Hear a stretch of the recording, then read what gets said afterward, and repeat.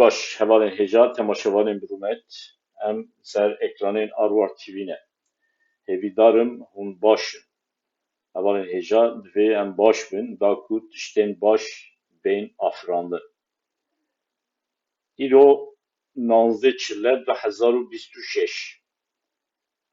Ez xemgîn im, lêbelê xweşbîn im. Ji ber çi ez xemgîn im, ji ber çi xweşbîn im, ez ê lazekî şûnde ji we re bêjim. Hevalên hêja ji bo ku dengê me zêdetir belav bibe, ji bo ku zêde însan me temaşe bikin, hêviya min ji we heye ku hûn ji Arwar TV re bibin abûne. Eger hûn abûne ne jî kesên derdora we hebin ji wan re bêjin ew jî bibin abûne, wê xweştir be, baştir be.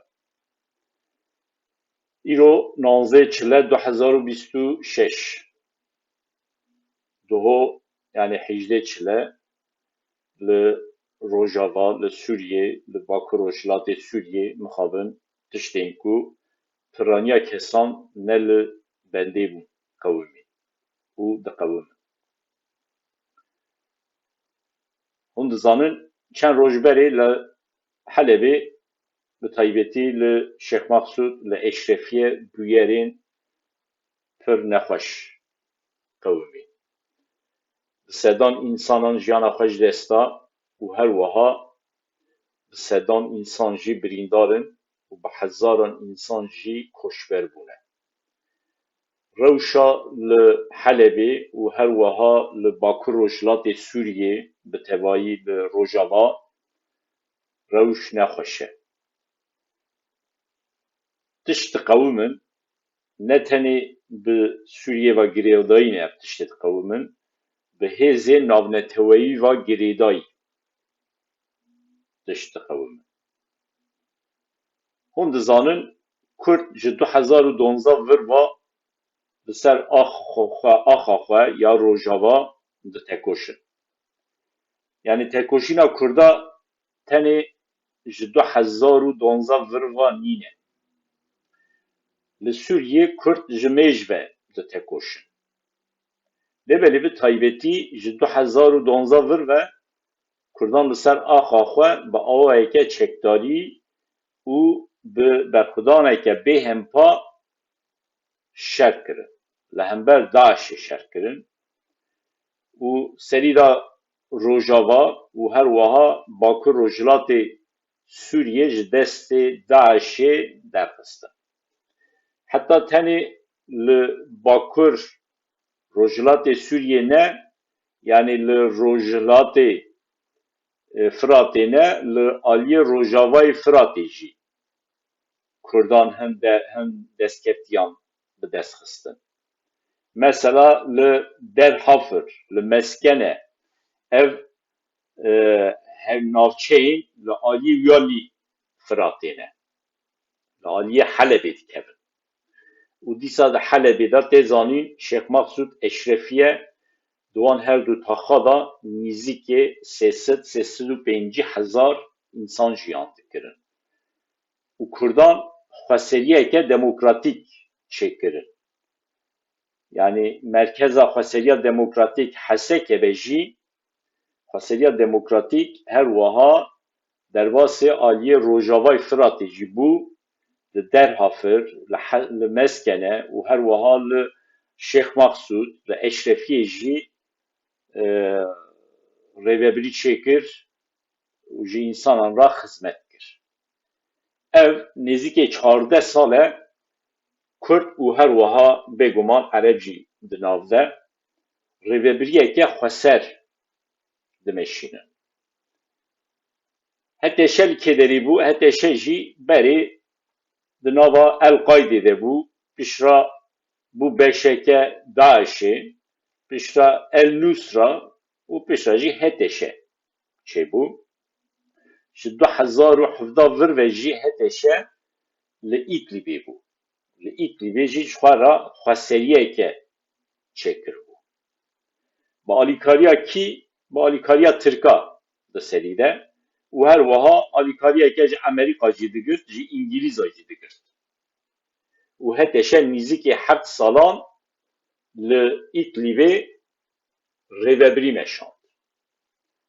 بزانین داویا 2024 دا هتشه جی دیوه درکت دست بکی چو حلبه بشرا جی هما حمص شام و جوی دمی حیان نها جی هتشه لشامه دستلات داره یعنی جی آلیه جهانی وجی هتشه وکه حکومت دا شامه دیناس کرن حکومت دا دمی یا شامه حکومت دا دمیه جبرکو ته هلبجارتن چه نبونه هتشه هزا خواه جگل ناگره با آلیکاریا امریکا به تعلیمات امریکا بطایبتی چو شامه حکومت چکر و امریکا مشروعیت دا هتشه دی جهانه ده وکه حکومت دا سوریه هاته ناس کرد اولین هجا هتشه لشامه دستلات داره لیبلی هتشه با آوایی که آزاد لشامه دستلات دار نینه یعنی امریکا چه بجه هتشه لگوری برجواندین امریکا نچاره تبدیگره بزانین هتشه لپاریسه به اسرائیل راجی لحف کر یعنی با آوایی که فرمی جارا یکم سوریه و اسرائیل هاتن گل هف لحف کرن و همان نزدیک 115 آخا سوریه جی نها دبن باندورا اسرائیل دایه یعنی امریکا جهتشه خواست کو هتشه به اسرائیل را لحف بکه و هتشه جی به اسرائیل را لحف کرد دا آلیه که ده جی هتشه دبن باندورا دولتا ترک دایه دولتا ترک جی هتشه چه بخوازه هتشه نچاره هنکه لگوری ترکاجی تبدیگره دبلی زیدتر باندورا امریکا بسر هتشه هیه و سوریه با اوه که پراتیک دبن باندورا امریکا دایه سفیر امریکا توماس باراک بخوا وکه سروک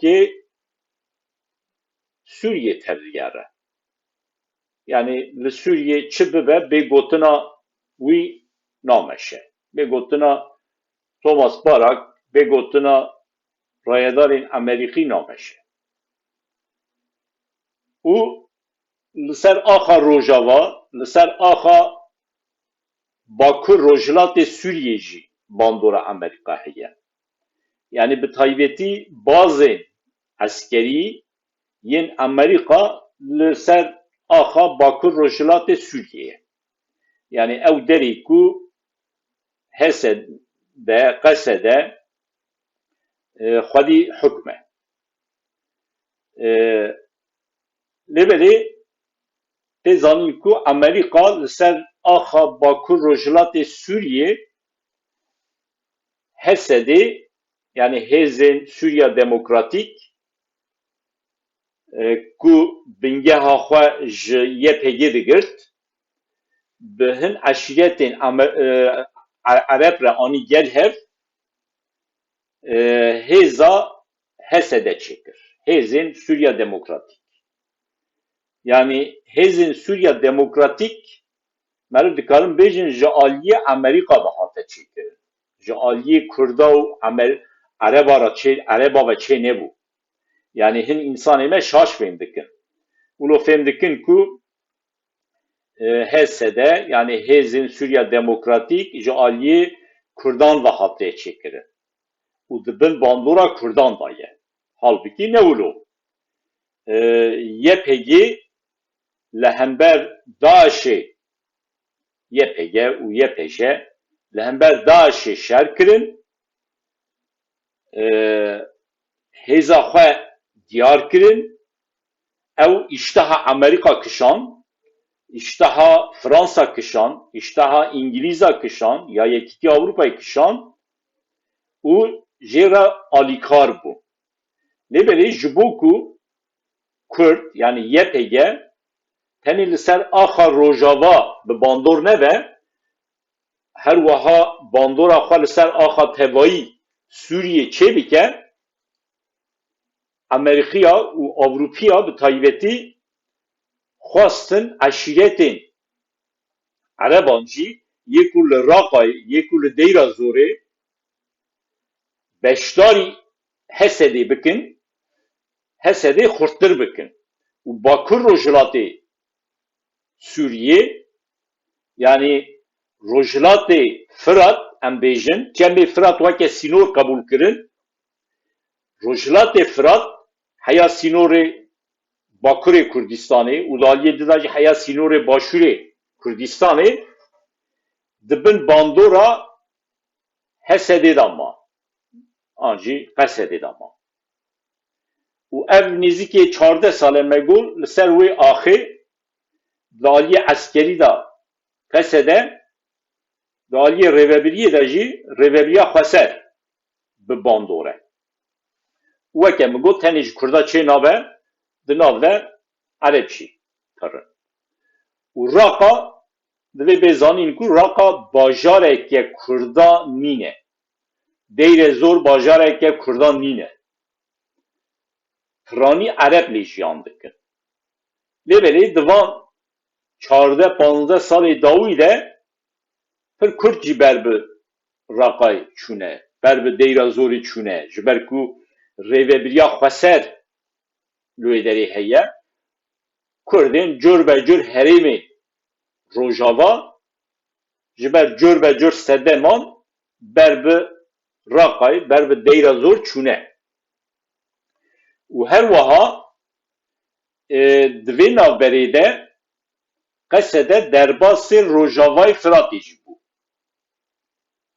mesela Derhafir û Meskene ev bi taybetî du hev navçeyên aliyê Rojavayê Firat û dîsa pir Kurd ji Efrînê bi taybetî û her wiha ji Kobanê jî ber bi Helebê ve çûbûn ew jî çû taxên Kurdan taxên Eşrefiye û Şêx Mexsûd ma Eşrefiye û Şêx Mexsûd berê wexta jî di hin weşana da min gotibû herêmên taxên nû hatine avakirin nînin ev her du tax gevn in yani dîroka wan diçe heta 100 salî zêdetir ji aliyê Kurdan ve hatine avakirin her du tax û Kurd dawî de jî ji ber cûrbecûr sedeman ji Efrînê revîn ji Kobanê revîn çûn Helebê li wan taxan ma û li wan taxan jî beşên rêvebiriya Xweser çîbû li Helebê yani rêvebiriya Xweser tenê li Rojava nema li tevayiya Bakur Rojhilatê Sûriyê belav bû û her wiha derbasê Rojavayê Firatê weke em bêjin navçeyên Derhafir û Meskene û dîsa li Helebê li taxên Şêx Mexsûd û Eşrefiye xwe bi cih kir van salê dawî de bi taybetî daha zêdetir xwe xurt kir rêvebiriya Xweser lê hûn dizanin piştî ku hetêşe li Şamê xwe kir hikûmet û bi alîkariya Amerîka cîhanê de jî hate naskirin şûn de hêdî hêdî hetêşê xwast li ser axa ku Qesedê bi bandor e rêvebiriya Xweser bi bandor e li wê derê jî xwe bi cih bike car carna daxuyanî dan gotin yani divê hemû axa Sûriyê dibin bandora me de be bi taybetî jî bi alîkariya yani bi gotinên dewleta Tirk bi gotinên rayedarên Tirk hetêşê van tişta anî hat ziman yani dewleta Tirk bi taybetî ji hetêşê re got û dibêje divê tu li ser hemû axa Sûriyê bi bandor bî çima ji ber ku hetêşe dibin bandora dewleta Tirk de ye eğer hetêşe li ser axa Sûriyê bi tevayî bi bandor bibe wê demê Sûriye bi tevayî tevê wateyê ku wê bikeve bin bandora Tirkiyê Amerîka jî pir zêde divê derbarê de xwe mijûl nake yani ji bo Amerîka hetêşe hineke dibin bandora Tirkiyê de be ne دبل باندورا ترکیه دا به نمفهمه جبر که ترکیه بخواد دبل باندورا امریکا دایه yani çi heteşe direkt dibir bandora Amerika'da be, çi dibir bandora Türkiye'da be, Türk dibir bandora Amerika'da be. Ve böyle Amerikacı ba avayke aktif ser axa Suriye bi bandore. U bi heteşe raji danışlandın exwe yen pırxoş. Hatta meru dil karın bejin Ahmet El Şara Jolani veke vali Amerika li Suriye'ye. Yani veke vali em bejin. Hani hineke bejin Thomas Barak vali Amerika'yı Suriye'ye ve böyle aligiri vici, cigiri vici em bejin Ahmet El Şara'ya. Yani Suriye bir tevayı nahadı bin bandora Amerika'da ya. Amerika çava bu xaze uygulu bide. Jber ve yeki evalin heja duvaşanın bori da jimugotu bu ev bu yerin şerri kul eşrefiye li Şeyh Maksud Meşiyan jigotuna Amerika der ve ne bu? Yani Amerika ve dizanı bu ez nabêjin Amerika bi taybetî pîlan çêkir ku heteşe biçe li insanan bixe li Kurdan bixin we qasa insan bên kuştin we qasa insan birîndar bibin koçber bibin lêbelê Amerika bêdeng ma Amerika ji heteşê re got divê tu rêvebiriya wan her du taxan bigirî destê xwe bi awayeke eşkere Amerika jî ra negotibe jî yani bi awayeke pê daye fehmkirin ku ew bê îtiraza Amerika dikare biçe rêvebiriyên Şeyh Maksud Eşrefî bigê destê xwe û dikare ji Qesedê re bêje ji wê derê derkeve. Ji ber vê jî heteşê dora her du taxan girt û xwastin şerreke giran li wê derê bimeşînin. Darbeyeke mezin li Qesedê bixin. Lêbelê têzanî yani Qesede hêzê xwe ji Eşrefî ji Şeyh Maksud kişan şerreke giran nehate meşandin. Dohu General Mazlum yani bi taybetî daxuyeniyeke piçûk da got ji çarê çile vir ve şerreke li me hate fers kirin. Yani işte ew şerî ku li wan hate fers kirin ew şer bû. Ew şerî ku li Eşrefî li Şeyh Maksud hate xwestin bê meşandin.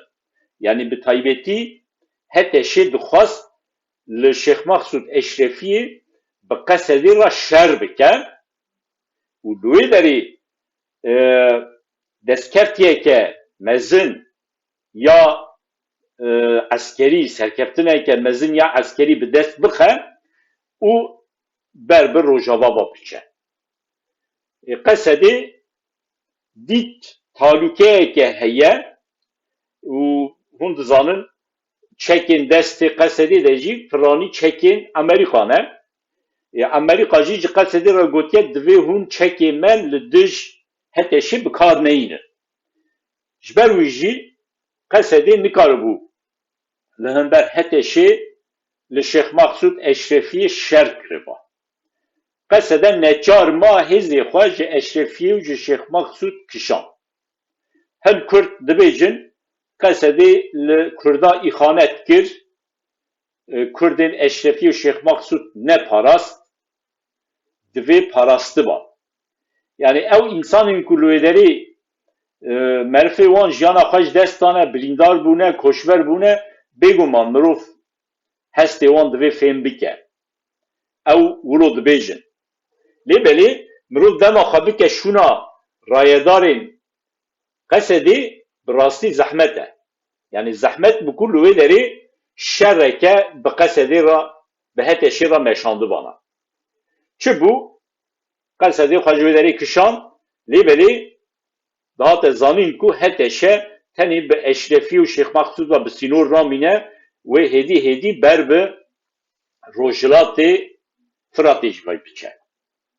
û hema tê zanîn nava rojeke du roja da jî hêzên heteşê ber bi در حفر و مسکنه چون در حفر مسکنه جی لالی روژاوای فراتی نمگود لوی دریجی و بریا خسر هبو و هر وها هزین قصدی جی هبو yani bi taybeti qesedi derhafir meskene û her wiha eşrefiye Şeyx Mesûd û tevî hineke herêmê din yê nîzikê çemê Firatê li aliyê Rojavayê Firatê di destê xwe de dihîşt da ku li ser maseya guftûgoyan destê wan xurt be bi hetê şêra pazarê bikin ji ber vê yekê xwe zû zû nedixwaz ji wan herêman bikişîne dema ku qesede neçar bû bi taybetî dît ku Amerîka alîkariyê nade heteşê qesedê û tam tersê û alîkariyê dide heteşê û Amerîka di nava vê planê de ye qesede neçar bû hêzê xwe ji eşrefî Şeyx Mesûd kişand û piştre jî dema heteşe ber bi derhafir û meskene ve çû li wê derê jî ewa şer çêbû metirsiya şer çêbû tehlîkeya şer çêbû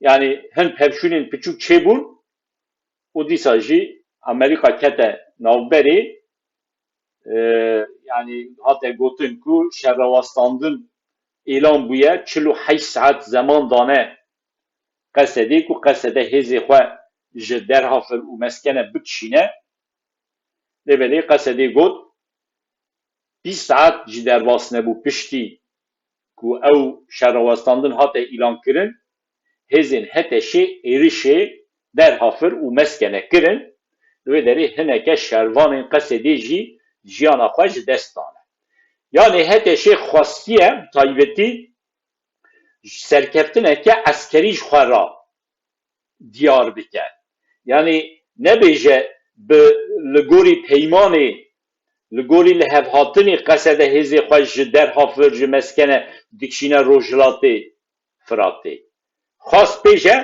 me şer kir bi darê zorê qesede ji derhafir û ji meskene derket ber bi rojhilatê Firatê ve çû ber vê yekê jî 48 saet temam nebibû hêzên heteşê êrişê meskene derhafir kir weke min got li wê derê hineke şervanên qesedê jî jiyana xwe ji dest dan lêvelê qesede neçar bû xwe ji derhafir û meskenê jî bikişîne aliyê rojhilatê Firatê me hemiya got Amerîka wê nehêle heteşe derbasê rojhilatê Firatê bibe yani min bi xwe jî destpêkê de wilo digot ez difikirîm ku Amerîka wê nehêle heteşe derbasê rojhilatê Firatê bibe yani bakur rojhilatê Firatê hemû wê dibin mandora qesedê de bimîne û Amerîka jî li wê derê bi bandora zêdetir bazên eskerî yê Amerîka li bakur rojhilatê Sûriyê ne yani li nîzikê em bêjin Hesekê ne li nîzikê Raqa ne li nîzikê Dêra Zorin li bakur rojhilatê Sûriyê hêzên Amerîka belave ne yani dihate fikirandin ku Amerîka li bakur rojhilatê Sûriyê nehêle heteşe bi bandor bibe lêbelê diho tişteke nû derket holê ne diho bû yani pêr roja şemiyê hûn dizanin li Erbilê civîneke çêbû ew civîn di navbera Thomas Barak yani Thomas Barak me got ya weke serokê Sûriyê ye bi navê Sûriyê aslında bi navê Amerîka hereket dike lêvelê li wê derê bi navê Sûriyê bi General Mazlûm û şandeya wî re û bi amedebûna Birêz Mesûd Barzanî ve civînek çêkirin encama civînê nehate aşkerekirin lêbelê me fêm kir ku di wê civînê de biryar hatiye girtin ku qesede hêzê xwe bi tevahî ji Rojavayê Firatê bikişîne rojhilatê Firatê yani ji aliyê Firatê aliyê Helebê bikişîne aliyê Reqay û dîsa diho êvarê hate dîtin ku li wê دوی جوینه دا امریکا به تایبەتی ji qesedê xwastiye ku ew hêzê xwe ji raqa û dêra zor cî bikişîne. Yani heteşe bikeve raqa û dêra zor. Ev weke daxwaza Amerika pêk hatiye.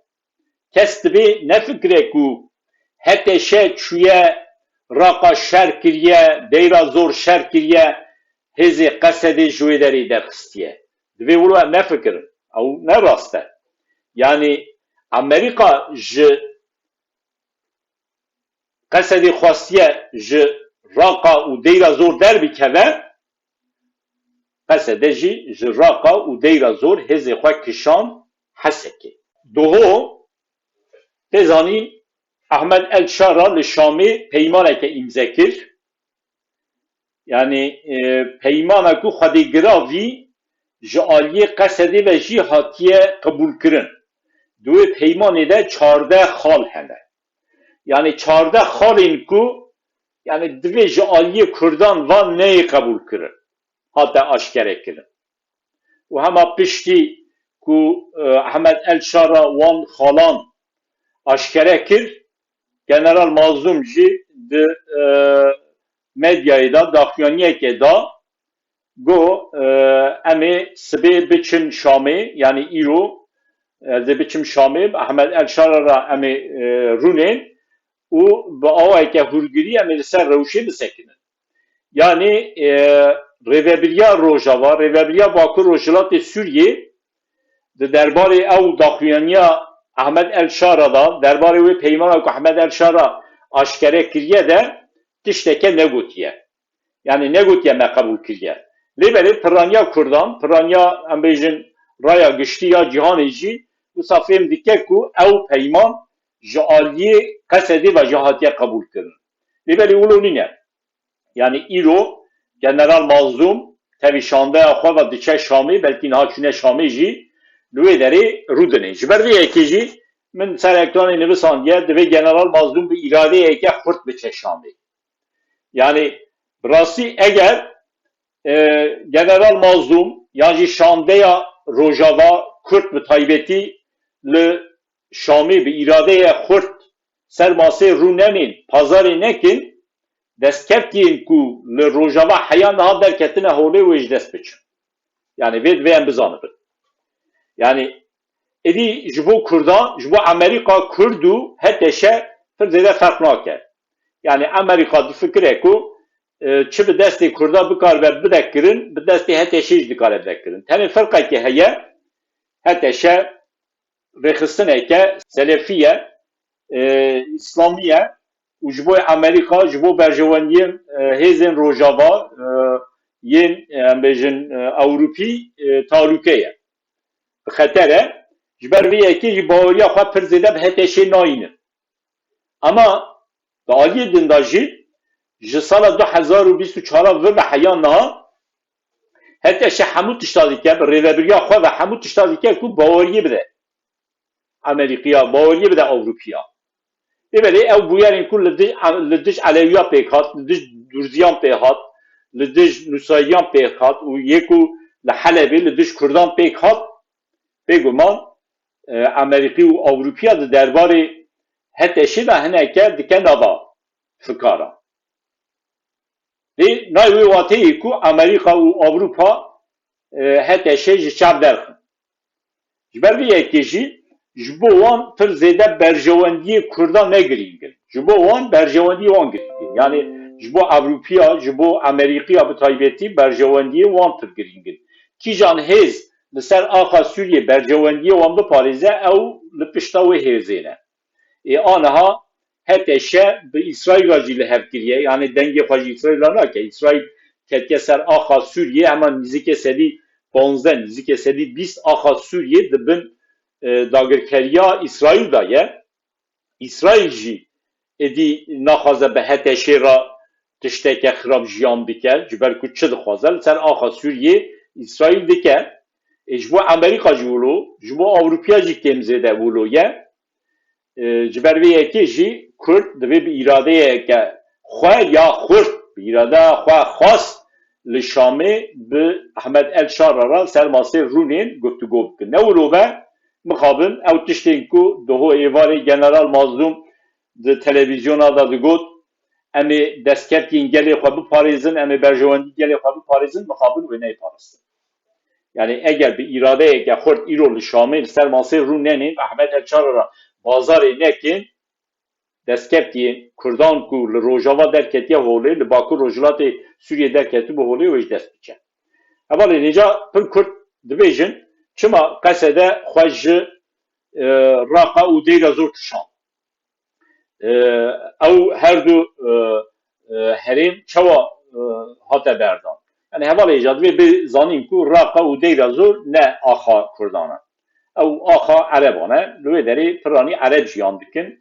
Yani Kürt van salê dawîla ber bi raqa deyra zor çûbin jî, lüve deri rêveberiya xweser hatibû avakirin jî, ew weke herêmên Kurdan nayê fêm kirin. û me got qesede ji aliyê Amerîka ve devla hate avakirin, bi tevlîbûna eşîretên Ereban hate avakirin. Eşiretên Ereba jî li Raqayê li deyra zor pirin, bi xurt xurtin, wan eşîreta bi Qesedê re li hev kiribû, di nava Qesedê de cih girtibû. Lêbelê hate dîtin ku bawarî bi Ereban nayê. Yani Ereban, eşiretên Ereban, yani duho me dît li Raqa, li deyra zor, ew heykelên ku, ew nîşaneyên ku rêveberiya xweser çê kiribûn, wan nîşaneyan xirab dikin, û xwe li gel rêveberiya Heteşê diyar dikin, dibêjin em bi rêveberiya Heteşê re ne. Yani ji ber vê yekê divê qesede ji berê ve bizaniba ku bawarî bi wan Ereban nayê. Ereb îro li gel tene sivê dikarin pişta xwe bidin te. Qesedê divê bi taybetî di derbarê Rojava da zêdetir xwe xurt kiriba. Li ser axa Rojava xwe xurt kiriba. Aniha me tirsiya min çi ye? Me tirsiya ku ez difikirim mixabin li hember Rojava mümkün e tiştên xirab derkevin holê.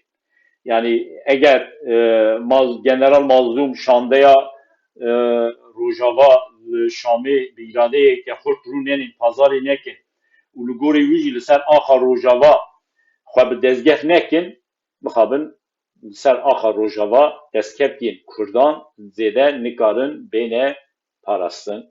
Hevalên hêja îro şandeya Rojava li Şamê ye bi Ahmed el-Şara ra rûdinê heya êvarê wê hin bûyerê nû derkevin holê, wê hin agahî belav bibin. Eğer pêwîst ve mümkün e ber bi êvarê jî dîsa em bernameyeke çêbikin lêvelê neve jî sivê an dus ve bernameyeke nû ez ê çêbikim yan jî bi hin hevala ra em ê niqaş bikin derbarê bûyerên ku nû derkevin holê. Tişta din ku ez bixwazim vê derê bi taybetî bêjim dema li Erbilê civîn çêbû bi amadebûna Birêz Mesûd Barzanî kêfxweşiya me hemû Kurdan çû bû weke kêfxweşî bo hemû Kurdan. Yani tişta ku van rojan çêbûye ku zêde kêfa me bîne ew e ku di nava Kurdan da riheke yekîtiyê li pêş ket. Yani ev li xweşê me hemû Kurdan çû.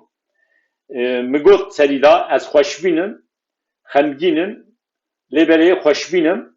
Yani xweşbîniya min jî ew e ku yani bi taybetî eğer General Mazlum û şandeya wî bi îradeyeke xurt li Şamê rûnên wê bikaribin destkeftiyên Kurdan li ser axa Rojava biparêzin. Divê derbarê de ez xweşbînim. Yani baweriya min jî heye ku Kurd li ser axa Rojava yani axa Rojava dema ez dibêjim Bakur Rojhilatê Sûriyê na. Tenê axa Rojava yani Raqa û deyra zor di nav da ne ser axa Rojava heta demê pêş de divê Efrîn jî tev li axa Rojava bibe ji ber ku tê zanîn Efrîn dibin bandora Tirka da ye dibin dagirkeriya Tirka da ye divê Efrîn jî tev li axa Rojava bibe û ew hêzên dewleta Tirk li ser axa Rojava hene bi taybetî direk leşkerê dewleta Tirk li ser axa روجاوانه و هر وها بریا اوسو دولت ترک سر آخر روجاوا هیه تمام سر آخر سوریه هی حلب جی دولت ترک او جبوی ما پرزیدنه گرینگ لیبلی یا هر گرینگ او کو هبونا دولت ترک سر آخر روجاوا به تنکرن همو آخر روجاوا بکلبن باندورا کردان و کرد دوی چوا بکن لسر آخر روجاوا دوی کرد چه دکن را بکن هبونا خو یا با آوایی که خسر بپاریزن یعنی اگر کرد هبونا خو با آوایی که خسر سر آخر روجاوا نپاریزن مخابن امریکارن بحثا تو دستکت یا بکن ها اگر کرد سر آخر روجاوا هبونا خو یا خسر بپاریزن و هر وها بشداری حکومتا ناوندی یا شامی ببن اوی دنی دستکتی کردا سر آخر سوریه دکارن زیادت پیش بکنیش ولی یکی از بیشین از خوش بینم pardon لیبلی سر اساسی کو جنرال مازوم و شانده یاوی به اراده افکارت شامی گفتگویان بکن هیا جاره کدین بمنین خوشیه ده سلابو